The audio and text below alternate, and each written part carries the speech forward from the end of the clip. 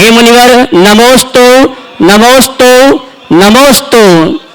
और आइए मुनिवर के आशीर्वाद से, गुरुवर के आशीर्वाद से विश्व विख्यात शंका समाधान का कार्यक्रम प्रारंभ कर रहे हैं।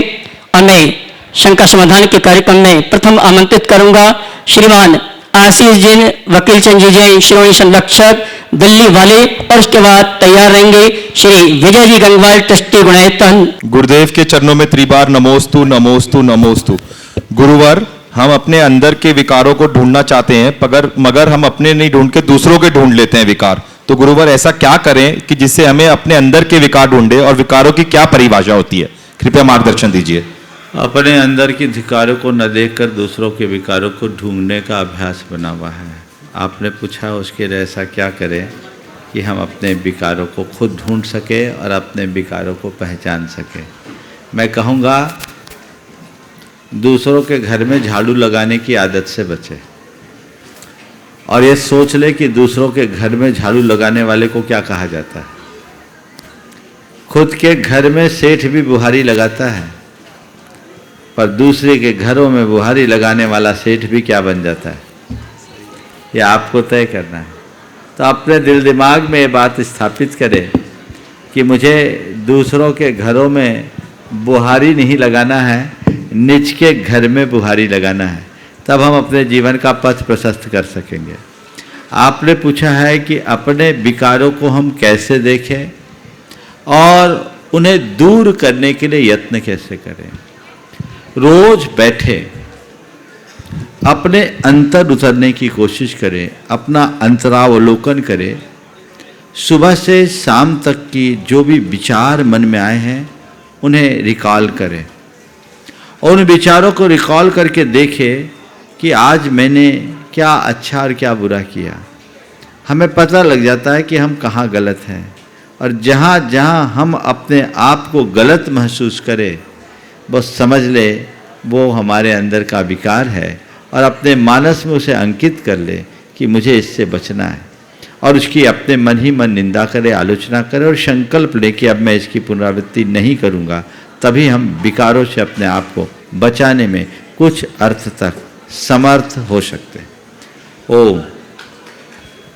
चलिए। हेलो, श्रीमान विजय जी गंगवाल, गुणायतन ट्रस्टी गुवाहाटी। उसके बाद तैयार रहेंगे डॉक्टर शोभाजी राजेंद्र कुमार जैन, विदिशा, गुणायतन ट्रस्टी। महाराज जी, मेरे परिवार एवं श्री दिगंबर जैन समाज गुवाहाटी की तरफ से त्रैबार नमोस्तु नमोस्तु नमोस्तु। महाराज जी, मेरा प्रश्न ये है कि पाप के फल से सभी भयभीत होते हैं, पाप के फल से सभी भयभीत होते हैं। गुरुदेव ऐसा कोई उपाय बताए जिससे पाप से भय उत्पन्न हो जाए। बिल्कुल ठीक है। पाप के फल से तो सभी भयभीत होते हैं, पाप से भय उत्पन्न हो। पाप के परिणामों का चिंतन बार बार करने लगो तो पाप से अपने आप भय होगा। मैं आपसे पूछता हूँ, चोरी से डर लगता है? क्यों लगता है? बोलो, चोरी से डर क्यों लगता है? बोलो तो। डर लगेगा ही महाराज जी। क्यों भाई? अपने मन में ऐसा चोरी से डर केवल इसलिए लगता है कि चोरी करने वाला पकड़ा जाएगा, जेल में जाएगा। इस वजह से चोरी से डर लगता है। यानी जब चोरी का परिणाम दिखता है तो चोरी से डर लगता है ना?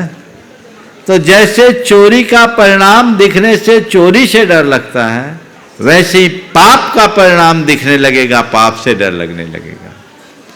हम लोगों को पाप का फल जैसा दिखता नहीं है, उसे देखने की कोशिश करें। नमस्ते। डॉक्टर शोभाजी राजेंद्र कुमार जैन, विदिशा, गुणायतन ट्रस्टी। उसके बाद एक प्रश्न के लिए तैयार रहेंगे जबलपुर और सागर से श्री अंकित जी, अनामिका जी जैन, गुणायतन ट्रस्टी, श्री संजय प्रीति जैन, सागर। दया गुरुवर के चरणों में नमोस्तु। हे गुरुवर, लव मैरिज आज समाज में एक चलन हो गया है, परंतु अधिकांश लव मैरिज सफल नहीं होती हैं और दीर्घ काल तक नहीं चलती हैं। यही कारण है कि आज समाज में तलाक की संख्या बढ़ती जा रही है। इस समस्या के निराकरण के संबंध में कृपया मार्गदर्शन देने का कष्ट करें। इस विषय में बहुत बोल चुका हूँ, कल ही मैंने काफ़ी विस्तार परसों चर्चा की है, इसलिए आज पुनरावृत्ति नहीं करूँगा। आगे बढ़िए। श्री अंकित जी अनामिका जैन ट्रस्टी गुणायतन जबलपुर और उनके साथ तैयार रहेंगे श्री राजेंद्र प्रीति जैन सागर एक प्रश्न के लिए, और उसके बाद तैयार रहेंगे श्री देवेंद्र जी जैन इंदौर। गुरुदेव के चरणों में मेरे और मेरे पूरी परिवार की तरफ से नमोस्तु नमोस्तु नमोस्तु। गुरुवर कहते हैं मनुष्य को वही भोगना पड़ता है जो उसके कर्मों का फल होता है, तो गुरुदेव ऐसा क्यों होता है कि मनुष्य करते समय तो बोल देता है जो होगा देखा जाएगा, पर भोगते समय ये क्यों सोचता है मुझ पर ही ये दुख क्यों आए? गुरुदेव हम कर्म करते समय या भोगते समय किन बातों का ध्यान रखें? बहुत ही गंभीर सवाल आपने किया। ये मनुष्य के भीतर के कुसंस्कारों का कुफल है कि वो करते समय ये कहता है जो होगा देखा जाएगा, लेकिन जब कर्म पक कर आता है भोगते समय निश्चित उसे तकलीफ होती है।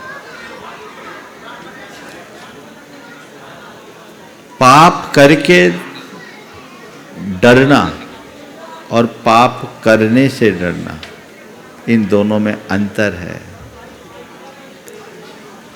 ज्ञानी पाप करने से डरता है और अज्ञानी पाप करके डरता है।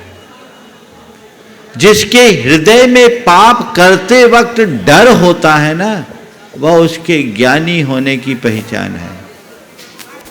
हमारे यहाँ सम्यक दृष्टि के लिए कहा गया सम्यक दृष्टि भवति नित्यम ज्ञान वैराग्य शक्ति। सम्यक दृष्टि के अंदर ज्ञान और वैराग्य की प्रबल शक्ति होती है। वो करता नहीं, और यदि कदाचित करना भी पड़े तो अंदर से उसकी रुचि नहीं होती, एक प्रकार का डर होता है। तो पाप से डरने का भाव होना ही चाहिए।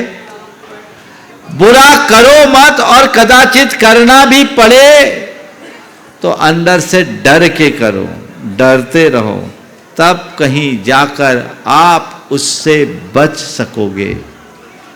एक व्यक्ति है जो रुचिपूर्वक पाप करता है, और एक व्यक्ति है जो मन को कचोटते हुए पाप करता है। दोनों में बड़ा अंतर है। एक पाप करता है, एक से पाप होता है। जो पाप करता है वो प्रबल पाप का भागी होता है, उसे प्रबल पाप भोगना पड़ता है, और जिससे पाप होता है उसके थोड़े से प्रयासों से वो पाप धुल जाता है। एक सोच अपने अंदर विकसित करें, मुझसे पाप, मैं पाप न करूं, पाप हो जाए यह अलग बात है, उसे मैं धीरे धीरे कम करने का प्रयास करूं। पाप होना कदम कदम पर संभावित है। कर्म के उदय से और प्रवृत्तियों में कई प्रकार के पाप हो जाते हैं, लेकिन यदि उसमें हे बुद्धि हो तो वो पाप कभी प्रगाढ़ नहीं बनेगा। आचार्य कुंदकुंद ने इस संदर्भ में एक बड़ी गहरी बात कही है। जह मज्जम पिब मानो अर्दी भावेन न मज्जदे पुरुषो, दब्बू भोगे अर्दो नानी न बज्ज दे तहावी। जैसे कोई व्यक्ति अरुचि पूर्वक कोई मद्य औषधि के रूप में लेता है तो वह उन्मत्त नहीं होता। इसी प्रकार कर्म के भोग करते समय, यानी द्रव्य के भोग करते समय, विषयों का उपभोग करते समय जो भीतर से विरक्त चित्त होता है वो ज्ञानी बंधता नहीं। इस वाक्य को गहराई से समझे। पाप करना और पाप होना, करना अज्ञानी का लक्षण है और होना ज्ञानी की पहचान। अपने आप को अज्ञानी से ज्ञानी की दिशा में मोड़े, तभी हम ऐसी स्थिति से अपने आप को बचा सकेंगे। नमोस्तु गुरुदेव। श्रीमान देवेंद्र जैन इंदौर, उसके बाद तैयार रहेंगे श्रीमान सुरेंद्र प्रीति जैन गुवाहाटी गुणायतन ट्रस्टी। पूज्य गुरुदेव के चरणों में मेरा और मेरे परिवार की तरफ से बारंबार नमोस्तु नमोस्तु नमोस्तु गुरुवर। गुरुवर, हम सभी ने सुना है सोने पे सुहागा होना। आज हमें सम्मेद शिखर जी सिद्ध क्षेत्र महाक्षेत्र पर आपका सानिध्य और उस पर सिद्ध चक्र महामंडल विधान होना, ऐसा महसूस हो रहा है जैसे सोने में सुहागा हो गया हो। पर गुरुदेव, हम जैसे युवा स्पेशली जो जॉब में हैं, हम लोगों की अपनी कुछ लिमिटेशंस रहती हैं, जिसके कारण गुरुवर हम आपका सानिध्य या अपना समय सहभागिता इस आयोजन में नहीं दे पा रहे हैं। तो गुरुवर, हम ऐसा क्या करें कि अपनी लिमिटेशंस या जॉब के साथ साथ ऐसे होने वाले धार्मिक महाआयोजनों में अपनी सहभागिता दे सकें। नमोस्तु गुरुवर, नमोस्तु। देखिए, बहुत अच्छी बात है और ये बिल्कुल सोने में सुहागा ही नहीं। एक और बात बताऊं, सोने में सुहागा ही नहीं, ये मणि कांचन योग है। समझ गए? ये मणि कांचन योग है, लेकिन वो अभागा है जो इस योग का प्रयोग नहीं कर पा रहा है। तुमने अपने जैसे लोगों की बात की, जो व्यक्ति कहीं विवश है वो न कर पाए, तो उसके लिए हम कुछ नहीं कह सकते। उसे भावना भानी चाहिए। न कर पाओ तो कोई बात नहीं, मन से यहां जुड़े रहो। अगर मन जुड़ा रहे तो भी बहुत कुछ फर्क पड़ सकता है। मन से तो अपने आप को जोड़ के रखो। लेकिन मैं अभागा उनको मानता हूं जो सब अनुकूल होने के बाद भी अपनी वैसी बुद्धि नहीं रख पाते। ये अभाग्य है।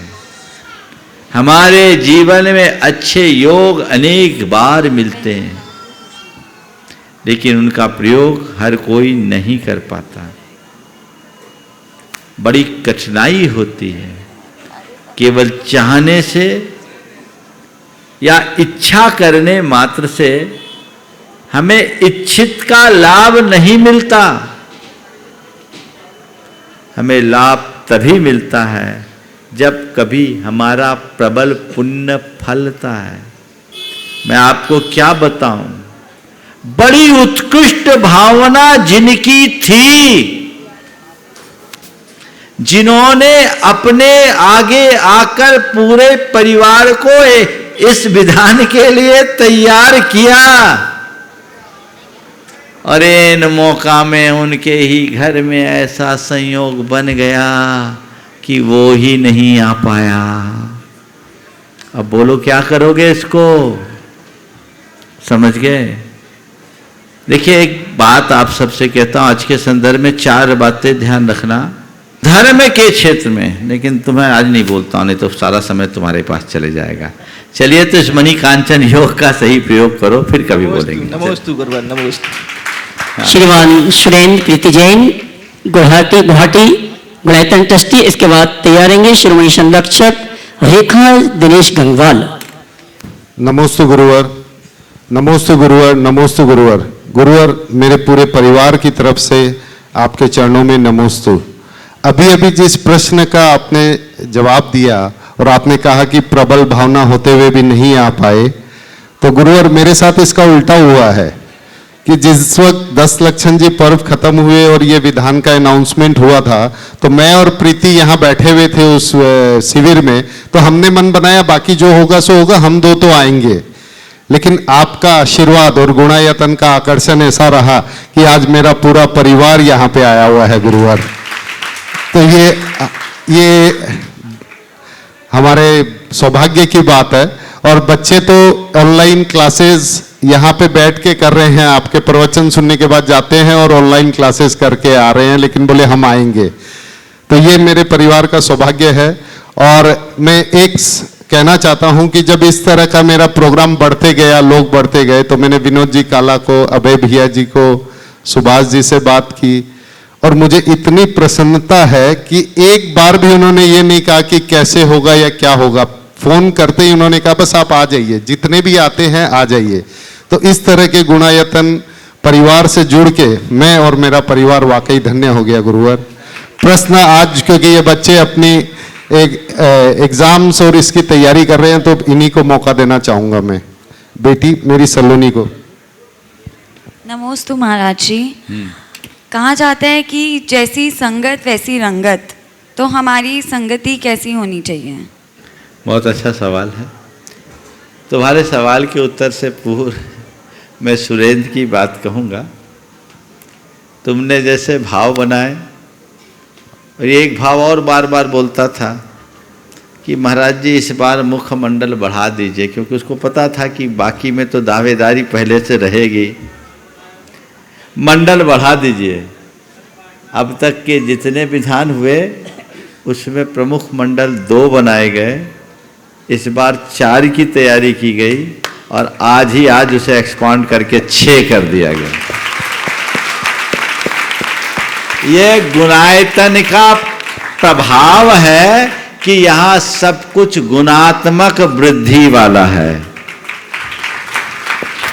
और मैं ये देख रहा हूँ कि इस बार भी जितने लोग आए हैं उनमें बहुत आयत लोग वे हैं जो पहले के मंडलों में भी आते रहे हैं। वे आते ही रहे हैं और आते रहे हैं और बार बार आ रहे, आने का भाव बना के रख रहे हैं। अच्छे कार्य के लिए हमेशा भाव बना कर रखना चाहिए। इनमें बहुत सारे लोग आज यहाँ हैं जिन्हें मैं देख रहा हूँ, जिन्होंने कोई विधान नहीं छोड़ा। आप देख रहे हैं सुशीला जी भी आई है, बीच के 2 विधान उनके छूटे, और अतुल भाई तो कोई विधान नहीं छोड़ा, केवल एक भोपाल का छूटा था। लेकिन ये सब है। और इधर प्रेमी जी का भी एक विधान छूटा जब उनके पिताश्री की समाधि चल रही थी। नहीं तो लोग तो बार बार, मैं हमेशा कहता हूँ, अच्छे अवसर के लिए हमेशा मौका ढूंढना चाहिए। जब मौका मिल जाए सीधे छक्का लगा दो, चूको मत। अब इस बिटिया ने सवाल किया है, उसका उत्तर देता हूँ। और मैं सबको आशीर्वाद दे रहा हूँ, जितने लोग इस विधान में सहभागी बनने के लिए आए हैं वे अपने उत्साह को बढ़ाए रखें। सुबह के प्रवचन में मैंने जिन 4 बातों का जिक्र किया था, भक्ति, विरक्ति, विशुद्धि और शुद्धि, ये हमारे जीवन का क्रम है आगे बढ़ाने के लिए, जिसे हमें बना करके चलना है। उत्तरोत्तर अपने आप को आगे बढ़ाने के लिए प्रयत्नशील रहना है। ये लगा करके करेंगे तो समय पर बाकी चीज़ें आपको रोज मिलेगी। पर अब सवाल का उत्तर मैं देता हूँ कि कैसे लोगों की संगत करें। हम तुम जैसे स्टूडेंट्स को सामने रख करके कहते हैं। संगत हर व्यक्ति का अलग अलग होता है, लेकिन तुम जैसे विद्यार्थी जीवन जीने वाले बच्चे बच्चियाँ कैसे लोगों की संगति रखें। पहली, जो हमेशा तुम्हें आगे बढ़ने के लिए प्रेरित करे, जो तुम्हें गलत कार्यों से रोके, जो तुम्हारे खुशी को गौण करके तुम्हारे हित को देखे, उसके साथ रहो। और जो तुम्हारे हित को भुलाकर तुम्हारी खुशी को प्रमुखता दे, उससे दूर रहो। समझ गए? अच्छा मित्र वो नहीं जो तुम्हारी हाँ में हाँ मिलाए, तुम्हारी 2 पल की खुशी की खातिर तुम्हें विनाश के मार्ग में जाने दे। अच्छा मित्र वो है जो तुम्हारी खुशी को गौण करके तुम्हारी भलाई को देखे कि ये कार्य मैं नहीं करूँगा।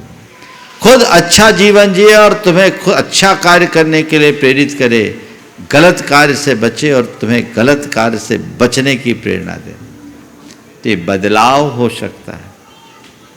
मैं एक युवक की बात करता हूँ। वो अपने मित्र के साथ आया, बोला महाराज जी मेरा पहला गुरु ये है। मुझे बहुत अच्छा लगा, बराबरी का लड़का है और गुरु बोल रहा है। बोले हाँ महाराज। बोला मैं जब उच्च शिक्षा के लिए बाहर गया, इंजीनियरिंग का किया था उसने, तो वहाँ के माहौल में मैं ढल गया और मैं शराब लेने लगा। पढ़ाई पूरी करके आया, एक अच्छे परिवार का लड़का था, अच्छा व्यवसाय था, और वो उसका एक बड़ा प्रगाढ़ मित्र था। वो आया, जब उसने देखा कि ये तो सब गड़बड़ करना शुरू कर दिया, तो उसके दोस्त ने जो उससे बात की, बोले भैया या तो तू शराब छोड़ या मुझसे दोस्ती छोड़। अगर तू शराब नहीं छोड़ेगा तो मैं तेरे साथ दोस्ती छोड़ दूंगा। बोला महाराज इसकी ये प्रेरणा मुझे हिला दी, क्योंकि मैं इसे बहुत दिल से चाहता था। हम लोग क्लास 1 से 7 पढ़े थे, बस ये चला गया था MBA के लिए, ये कॉमर्स लाइन में चला था और मैं साइंस में था, तो फिर थोड़ा सा एक डाइवर्सन हुआ। लेकिन महाराज जब इसने कहा तो मैंने कहा नहीं, मैं शराब छोड़ दूंगा पर तुझे नहीं छोड़ूंगा। महाराज ये वो वजह है जिसने मुझे बचा लिया। अगर इसने ऐसा नहीं किया होता तो आज मैं पथ भ्रष्ट हो गया होता। ये एक अच्छे मित्र की पहचान है, इसलिए हमेशा अच्छे मित्र को हमें इस नज़रिए से देखना चाहिए। महाराज श्री पूरे कुटुंब के साथ हूं तो एक प्रश्न और चाहूंगा, वो भी इनसे। चलो। नमोस्तु गुरुदेव, नमोस्तु गुरुदेव, नमोस्तु गुरुदेव। मेरे दोस्त लोग कभी कभी कहते हैं और मजाक उड़ाते हैं कि विवान तुम मंदिर हर रोज़ क्यों जाता है, तुम उपवास क्यों करता है, उसका क्या लाभ है, तुम धर्मस्थल क्यों जाता है, क्या होएगा वहाँ जाके, धर्म का क्या मूल्य है। तो मैं उनको क्या जवाब दूँ? अभी देते क्या हो पहले तो ये बताओ, अभी क्या देते हो? नहीं अभी देते। तो वही नहीं दे पाता हो कुछ। चलो मैं बता देता हूँ। तुमसे कोई पूछे कि तुम धर्म स्थल क्यों जाते हो, उपवास क्यों करते हो और तुम्हारे धर्म का क्या मूल्य है, तो उनसे पूछो कि तुम स्कूल क्यों जाते हो। बोलो। पढ़ने, हाँ? शिक्षा के लिए। शिक्षा पाने के लिए स्कूल जाते हैं। स्कूल में कौन सी शिक्षा मिलती है? लौकिक। हाँ हाँ, उनसे बोलो कि जैसे तुम, और दूसरा सवाल करो, स्कूल नहीं जाएंगे तो क्या होगा? अनपढ़ बन जाएगा। बस हम पढ़ने के लिए शिक्षा पाने के लिए स्कूल जाते हैं। स्कूल नहीं जाएंगे तो अनपढ़ हो जाएंगे। तो हम अपनी आत्मा को पढ़ने के लिए मंदिर जाते हैं, अगर मंदिर नहीं जाएंगे तो अज्ञानी रह जाएंगे। उससे दूसरा सवाल पूछो, दर्पण देखते हो? उससे पूछो दर्पण देखते हो? हाँ। कहेगा देखते हैं, है ना। दर्पण देखते हो? देखते हैं। क्यों देखते हो? खुद को देखने के लिए कि सुंदर लग रहा है या नहीं, अच्छा कोई लग रहा दाग धब्बा है कि नहीं। हाँ। तो दर्पण में हम रूप को देखते हैं और भगवान एक दर्पण है जिसमें हम स्वरूप को देखते हैं। उससे तीसरा सवाल करो। हो सकता वो कह सकता है अरे मूर्ति के दर्शन करने से क्या होगा, है ना। उससे पूछो तुम्हारी कोई गर्लफ्रेंड है? आ गया होगा, उम्र तो आ गई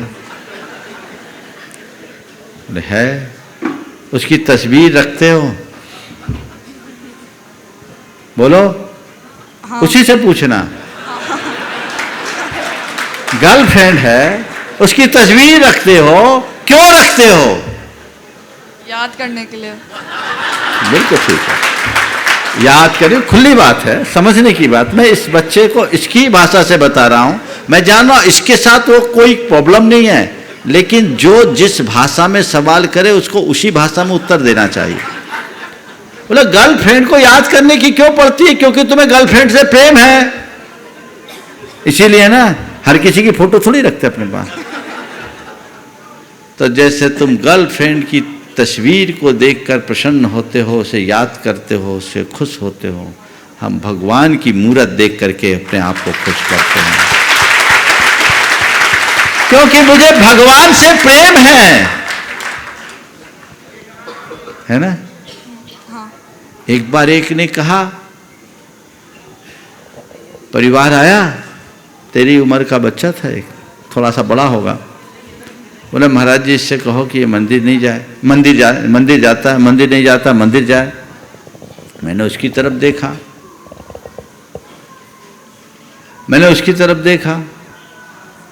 हमने कहा हे भाई, मैं जैसे उसकी तरफ देखा तो उसने कहा महाराज जी भगवान तो मन में है, मंदिर जाने की क्या जरूरत, भगवान तो दिल में है, मंदिर जाने की क्या जरूरत। मैंने कहा तेरे दिल में तो तेरी गर्लफ्रेंड भी होगी, फिर पार्क में मिलने क्यों जाता है।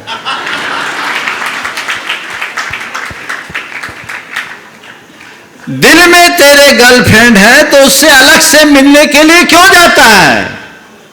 मैंने कहा ध्यान रखना, जिसके दिल में भगवान होता है वो भगवान के दरबार में जाए बिना उसका दिल मानता नहीं है। मेरे दिल में भगवान है इसलिए मैं भगवान से मुलाकात करने के लिए जाता हूं। समझ गए? नमस्कार। और बोलूं? अभी बहुत सारे लोग उसको कोसने लगेंगे कि बहुतों का नाम है और भैया जी के ऊपर प्रेशर बढ़ जाता है। और उपवास क्यों करते हैं उनसे बोलो, हम तो अपनी साधना के लिए उपवास करते हैं, बड़ी वैज्ञानिक साधना, इससे हमारे शरीर का टॉक्सिन खत्म होता है। और ऑटोफेजी के सिद्धांत को पढ़ो, उनसे बोलना। जापान के एक वैज्ञानिक को अभी नोबेल प्राइज मिला इसी पर, जो ये कहता है कि व्यक्ति को हर 8 दिन में एक उपवास करना चाहिए, उससे शरीर का सारा विकार खत्म होता है और कैंसर जैसी बीमारी भी ठीक हो जाती है। आप देखो, आप सब सर्च करना ऑटोफेजी क्या है। और एक और है इंटरवल मील, जिसमें एक भोजन से दूसरे भोजन में 8 घंटे का अंतराल बताया। ये वैज्ञानिक प्रक्रिया है। वो तुमसे पूछता है कि तुम उपवास क्यों करते हो, तुम उससे पूछो तुम खाते क्यों। जो तुमसे पूछे कि तुम उपवास क्यों करते हो, उससे उलट करके पूछो कि तुम खाते क्यों हो। वो कहेगा स्वस्थ रहने के लिए खाते हैं, तो हम कहेंगे स्वस्थ रहने के लिए हम उपवास करते हैं। केवल खाते रहोगे तो बीमार रहोगे, और खाने के बीच बीच में उपवास करोगे तो स्वस्थ रहोगे। समझ गए? मेरे संपर्क में एक परिवार है जिसमें 2 भाई दशलक्षण के 10 दिनों में केवल जल लेते हैं। एक बड़े कारपोरेट के संचालक है और दोनों भाई 10 दिन केवल जल लेते हैं। और लोग बोलते कि भैया तुम केवल जल क्यों लेते? एक बार नहीं लेते कि 3 बार 4 बार लेते, दिन दिन में लेते हैं। ठीक है काम है, लेकिन जल लेना, हमें कुछ नहीं करना। उससे किसी ने कहा भैया इस तरह तुम क्यों करते हो? बोले भैया हम तो एक बात जानते हैं, हम 10 दिन केवल जल लेकर गुजारते हैं तो साल भर हमको सर्दी भी नहीं होती। समझ गए? तो बस यही धर्म का मूल्य है, जो हमारे इमोशंस पर कंट्रोल सिखाता है, जो हमें हमारी बैड हैबिट से बचाता है। अपने जीवन के प्रोग्रेस के लिए इन दोनों चीज़ों की बहुत गहरी जरूरत है, इसलिए मैं इसे अपनाता हूं। ये उत्तर समझ में आया कि नहीं आया? जोरदार। हाँ चलिए। नमस्ते। शिरोमणि संरक्षक रेखा दिनेश गंगवाल उसके बाद तैयार रहेंगे शिरोमणि संरक्षक गुणैतन अतुल शीतल निहाल वंदना अदानी वक्षरा गुजरात। नमोस्तु महाराज जी, नमोस्तु महाराज जी, नमोस्तु। आज बहुत सालों से मेरी भी इच्छा थी ये सिद्ध चक्र विधान में आज मौका मिला है। बहुत अनुकूलता बहुत मुश्किल से मिली महाराज जी, तो आज बहुत प्रसन्नता है इसकी, बहुत खुशी है कि मैं आज विधान में आ पाई हूँ। नमोस्तु। नमोस्तु महाराज जी, मैं रेणु जैन वापी से आई हूँ और मैं सभी वापी वालों की तरफ से आपको निमंत्रण देना चाहती हूँ कि आप कभी गुजरात की धरती पर भी पधारिए। सभी वापी वालों की तरफ से नमोस्तु महाराज जी। और ये प्रश्न मेरे पिताजी विजय जी बाकलीवाल इंदौर से है। उन्होंने पूछा है कि तत्वार्थ सूत्र के 8वें अध्याय के पहले सूत्र में आपने बताया था कि योग और उपयोग में योग मन वचन काय की प्रवृत्ति है और उपयोग चित्त की वृत्ति है। तो गुरुदेव मेरी जिज्ञासा यह है कि चित्त और मन इन दोनों को अलग अलग कैसे समझें? देखिए बहुत अच्छी बात है। इस विषय में मैंने यद्यपि अनेक बार प्रकाश डाला है। पर इनके अंतर को आप ऐसे समझ सकते हैं, चित्त क्या है, मन क्या है। चित्त हमारी चेतना, और मन जो हमारी चेतना का ये बाहरी प्रकट रूप है। समझ गए? तो चित्त चेतना और मन उसकी अभिव्यक्ति का साधन।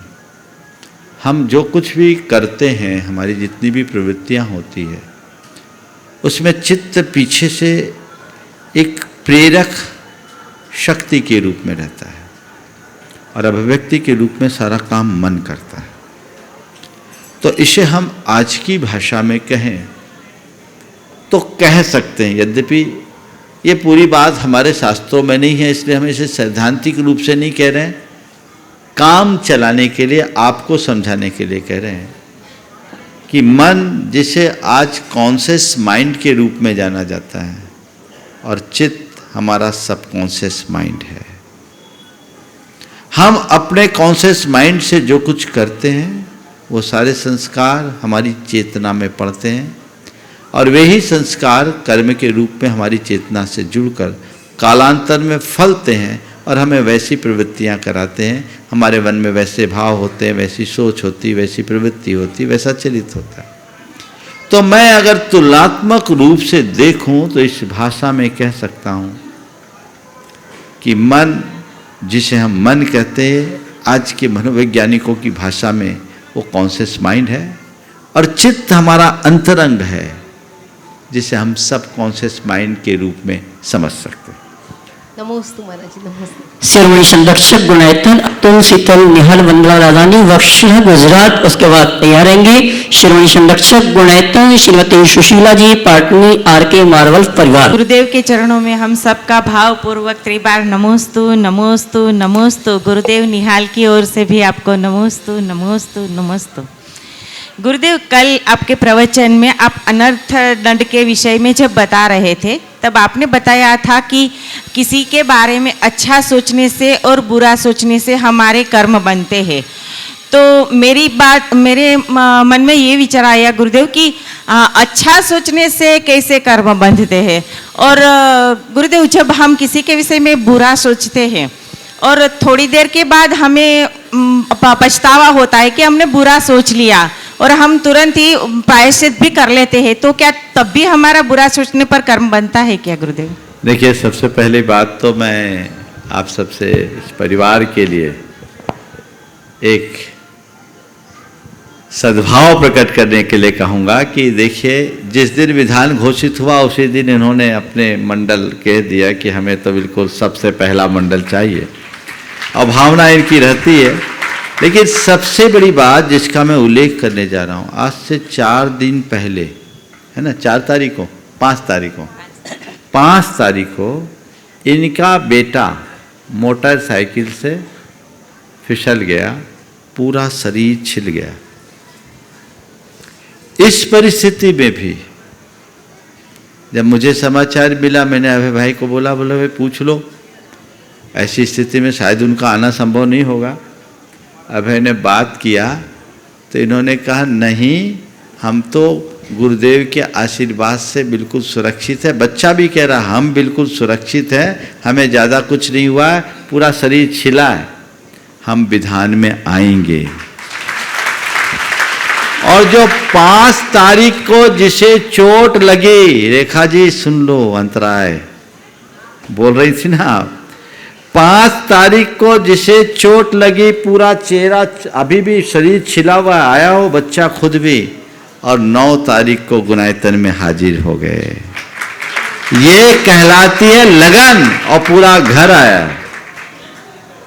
ये लगन है, और ऐसी ही लगन सबकी होनी चाहिए। हमारी प्राथमिकताएं ऐसी होनी चाहिए। दूसरी ओर आज अपने बीच दिलीप गोधा बैठे हैं, उनकी धर्मपत्नी जी इंदिरा जी, खड़े हो जाइए थोड़ा सा।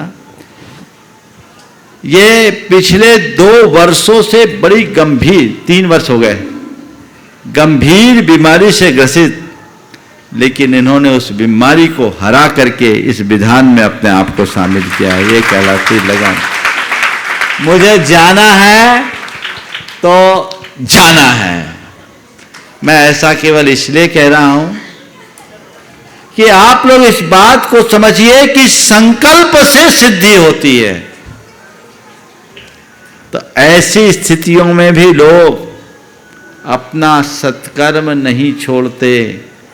कई लोग हैं जो धर्म कार्य में बहाना बनाते हैं और कुछ लोग हैं जो धर्म करने का बहाना खोजते हैं। धर्म कार्य के लिए कभी बहाना मत बनाओ, धर्म करने का बहाना खोजो। समझ गए? तब हमारा जीवन अच्छा होगा। अब आपका सवाल आपने पूछा है कि दूसरों की अच्छा सोचने से भी क्या बुरा होता है। देखिए, कर्म तो अच्छा सोचे तो बनता है, बुरा सोचे तो बनता है। अच्छा सोचने में अच्छा कर्म बनता है और बुरा सोचने में बुरा कर्म बनता है। लेकिन हम ये देखें कि हम अच्छा कितना सोचते हैं, बुरा कितना सोचते हैं। हकीकत में पर के विषय में अच्छा सोचने वाले लोग नगण्य हैं और बुरा सोचने वालों की लाइन लगी हुई है।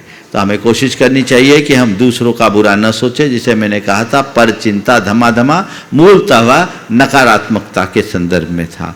और अगर हमने कभी बुरा सोचा और अपनी निंदा गढ़ा की तो उसका पाप कुछ छीन होता है।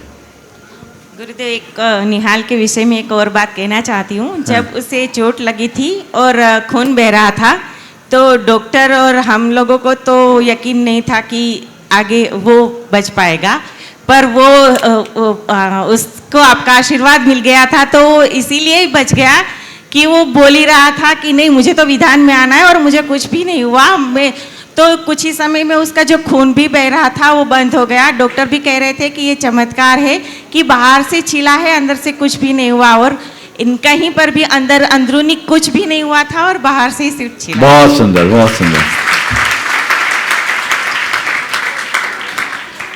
श्रीमती सुशीला जी पाटनी, आरके मार्वल परिवार किशनगढ़, उसके बाद तैयारेंगी चिंतामणि शवाईमल कन्नौज परिवार की बहू श्रीमती आरती जैन।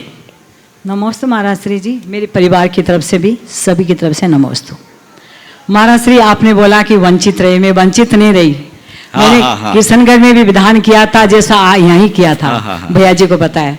और मैंने दिल्ली में भी किया था। और एक विधान आपने नहीं कराया, मैंने यहाँ श्री चक्रमंडल विधान यहीं किया था, तेरापंथी कोठी में नंदी सदीप में। तो महाराज जी, मैं कंटिन्यू आपने किशनगढ़ जब से कराया तब से मैं विधान कर रही हूँ। मेरा ये बड़ा सौभाग्य है और ये सब मेरे परिवार का आशीर्वाद से महाराज जी मैं सब करती हूँ। बस आप ऐसा आशीर्वाद दे कि मेरा जब तक मेरा जीवन है मैं सिद्धों की भक्ति से वंचित ही नहीं रहूं। नमस्ते महाराज जी। सवाल भी है? बस सवाल यही है कि बहुत अच्छे, मेरे ध्यान से चली गई थी बात। मैं आपको आप लोगों ने भी देखा होगा, लॉकडाउन के टाइम में जब कटनी में 2 विधान हुए, एक विधान हुआ कटनी में, इन्होंने पूरे परिवार के साथ अपने घर में मंडल मांड के जो भाव भक्ति से विधान किया, किसी से छिपा नहीं है। वो आए नहीं पर उपस्थित थे और उनका उस समय भी विधान सुनिश्चित था, मंडल सुरक्षित था, लेकिन लास्ट मूवमेंट में कैंसिल हुआ। मेरे ध्यान से उचट गया था, बिल्कुल मैं अपने शब्दों को हाँ, वो परिस्थितियां थी, लेकिन तन से भले नहीं आई, मन से मंडल रच करके विधान किया। और अभी आषाढ़ की अष्टानिका में दिल्ली में थे तो अपने साथ अपने समधन को भी जोड़ करके पूरा ठाट से विधान किया, पूरा परिवार जुड़ा। तो ये बहुत अच्छी बात है, लोगों को प्रेरणा लेनी चाहिए। और अब फिर से आई हैं और आपने कहा है कि हम सिद्धों की भक्ति करते रहें। मैं तो यही बोलता हूँ कि भक्ति ही मुक्ति का दातार है। आप लोग रोज बोलते भक्ति मुक्ति दातार, तो ये भक्ति ही हमारे जीवन की उपलब्धि बनेगी। जिन्हें भक्तिर दिने दिने सदा मेस्तु भवे भवे गुरो भक्तिर दिने दिने सदा मेस्तु भवे भवे। और श्रुते भक्तिर दिने दिने सदा